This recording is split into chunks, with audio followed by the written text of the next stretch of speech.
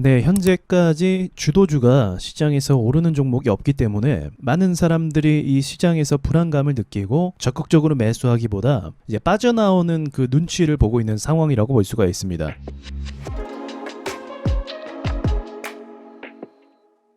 제가 이전에 한번 말씀드렸지만 먼저 시장에 대해서 먼저 말씀을 드리자고 하면 시장 반등이라는 게 떨어지는 것도 계속 떨어지진 않고요. 또 올라가는 것도 마냥 올라가진 않습니다. 지금까지의 흐름이 그랬듯이 파동을 만들면서 올라오거든요. 그럼 지금도 마찬가지예요. 지금도 앞으로 증시가 오르기 위해서는 다이나믹하게 오르면 물론 좋겠죠. 그런데 일반적으로 그런 흐름보다는 파동을 만들면서 조정을 받으면서 올라가는 것이 일반적입니다. 파동을 만들면서 하락할 수도 있고요. 파동을 만들면서 올라간다는 거죠. 어쨌든 주가가 오르거나 내려갈 때 이 파동의 원리에 의해서 기술적인 반등이라는 게 나오기도 하고 저항대에서 그 한계치에 도달해서 하락하기도 하는 겁니다. 최근에 있던 시장은 여러분 다 아시겠지만 대외적인 악재들이 굉장히 많았어요. 이쪽은 금리 인상, 이쪽은 러시아발 전쟁, 인플레이션, 이런 부분들이 증시를 압박을 많이 했었습니다. 그리고 나서 최근에는 악재가 해소된 것이 아닌데 요상하게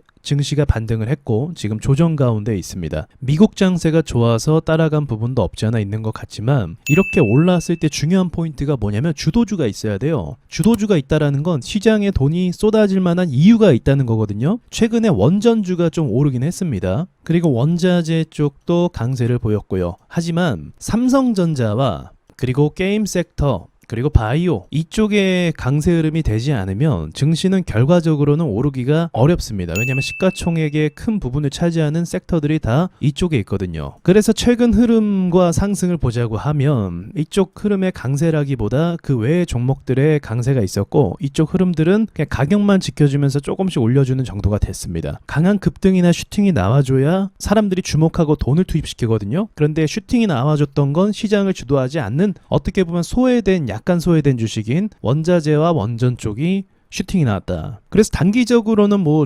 스윙이라든지 또는 돌파 매매라든지 눌림 매매라든지 이쪽에 대해서 꽤 괜찮은 시장이었던 건 맞아요. 그러나 지금 문제는 뭐냐면 이 원전과 원자재가 이제 파동이 꽤 많이 나왔기 때문에 더 이상 체력이 받쳐주지 못해서 오르는데 제한이 된다는 거죠. 자, 쉽게 말씀을 드리면 GSE 같은 경우도 올해 초반부터 계속적으로 거래를 발생시키면서 결국 상승까지 만들어냈어요. 그런데 주식이 언제까지 계속 파동만 만들어내고 또 상한가 계속 가고 그럴 수는 없어요. 결국 차트가 밀리고 눌렸고 기술 반등도 나왔고 다시 약세로 돌아서는 그림을 보여주고 있습니다. 자, 원전 관련주를 다음에 볼까요? 원전 같은 경우는 아직 강세 움직임을 준 지 한 달 조금 넘었습니다. 그래서 저는 상승 여지가 아직도 있다라고 보고 있고 동시에 로봇 관련주도 비슷한 시기에 올랐죠. 로봇 관련주도 지금 시장 때문에 보합을 주지만 상승 여지는 약간은 남아있지 않나 생각을 하고 있어요. 그런데 중요한 건 이 친구들도 이미 급등을 많이 했고 이 급등에서 쉬어가는 과정이라는 게 또 필요하다는 거죠. 언제까지 5일선을 계속 타고 보낼 수는 없는 거거든요. 그래서 일시적으로 눌리고 보합을 가고 그 다음에 반등이 나오고 이런 그림이 가장 일반적이라고 볼 수가 있습니다. 그래서 결론은 최근까지 섹터에서 힘을 줬던 이런 테마주들의 강도가 조금은 약화되는 시점이다. 왜냐하면 많은 투자자가 지금 달라붙고 있잖아요. 이 종목에, 이 섹터에 많은 투자자들이 돈을 담그고 있기 때문에 이게 계속적으로 쳐주긴 좀 어렵고 한번 조정을 받고 털고 가는 그런 과정이 필요하다는 거죠. 그래서 제가 봤을 때는 아직은 이 원전 관련주 외에는 또 로봇 관련주로도 볼 수 있고요. 이 섹터 외에는 다른 섹터에서 딱히 주목해 볼 만한 섹터가 없다는 거죠. 아시다시피 쌍방울 쪽 그리고 KG 그룹에서 전기차 인수, 쌍용차를 인수하겠다라는 이슈를 띄웠는데 이 회사들은 보시면 아시겠지만 규모가 그렇게 크지 않아요. 그래서 마찬가지로 그리고 단발적인 이슈를 가지고 있기 때문에 시장을 막 뜨겁게 달구거나 돈을 투입시키기보다는 어쩌면 반대로 역효과인 불안감을 좀 조성하죠. 오히려 금강원에서 조금 더 회사들을 집중해서 모니터링하고 그런 부분들 때문에 주가에 불안감을 더해지는 상황이 바로 지금입니다. 그럼 이런 상황에서 어떤 판단이 가장 좋은 판단이 될까요? 제가 결론을 말씀드리자고 한다면 현금을 보유하셔야 됩니다.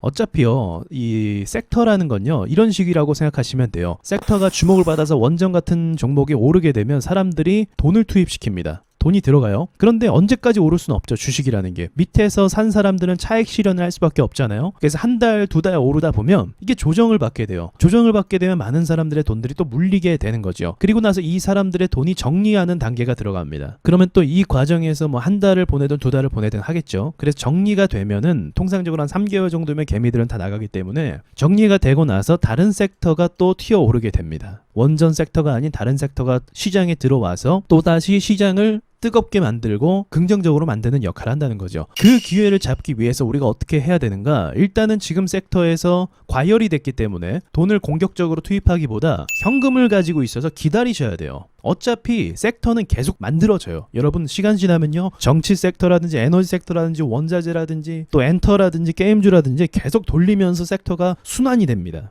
그럼 이렇게 과열된 섹터 가운데 내가 돈을 넣을 필요가 사실은 없잖아요. 단타를 하거나 어떤 확신이 있거나 투자를 하는 거는 이해를 할 수 있지만 다음 섹터가 또 움직일 것을 예상해 봤을 때 한 달, 두 달 정도 조정을 받고 있는 가치가 좋은 재료가 남아있는 종목을 투자하는 게 더 나은 판단이 될 수 있다는 겁니다. 그래서 지금은 기다리시는 것이 돈을 버는 거라고 말씀을 드리고 싶네요. 괜히 고점에서 물려서 다른 섹터 올라갈 때 구경만 하는 게 아니라 그렇게 역사이클로 가는 것이 아니라 진짜 주식에서 돈을 벌 수 있는 사이클에 탑승을 하셔야만 순차적으로 또 고점에서 팔고 나도 또 다시 저평가 주식을 사고 그렇게 할 수 있습니다. 그러니까 오늘 영상의 결론은 현금을 보유하시라는 거 말씀을 드리면서 이상 마치도록 하겠습니다.